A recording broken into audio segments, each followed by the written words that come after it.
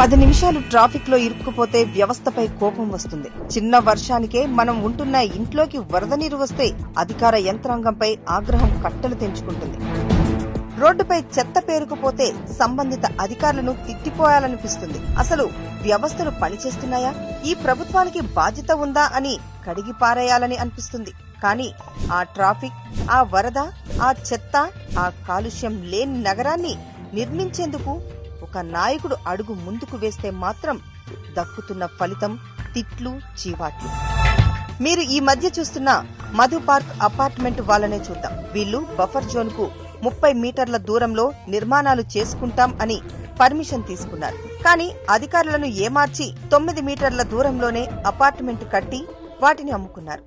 దీంతో ఆ అపార్ట్మెంట్ల భవిష్యత్తు ప్రమాదంలో పడింది. మూసీ ప్రక్షాళనలో భాగంగా ఈ అపార్ట్మెంట్ తొలగించాలని ప్రభుత్వం భావిస్తోంది.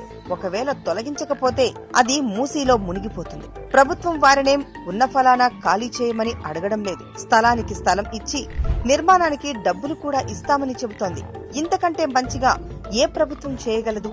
నిర్వాసితుల ఆవేదనను పక్కన పెడితే సందులో సెడేమియాలాగా బీఆర్ఎస్ ఈ వివాదాన్ని మరింత రగల్చాలని చూస్తోంది. గాంధీ విగ్రహం కోసం వీరిని పంపిస్తున్నారు అని ఫేక్ ప్రచారం చేస్తోంది. నిజానికి గాంధీ విగ్రహం పెట్టే చోటు అది కానే కాదు. అది తెలిసి కూడా రాజకీయ లబ్ధి కోసం నాటకాలాడుతోంది. మూసీ ప్రక్షాళన చేయకపోతే హైదరాబాద్ భవిష్యత్తు ప్రమాదంలో పడుతుంది. ఇది రాష్ట్ర ప్రజల అవసరం. కొన్ని ఫేక్ వీడియోలు చూసి మోసపోవద్దు.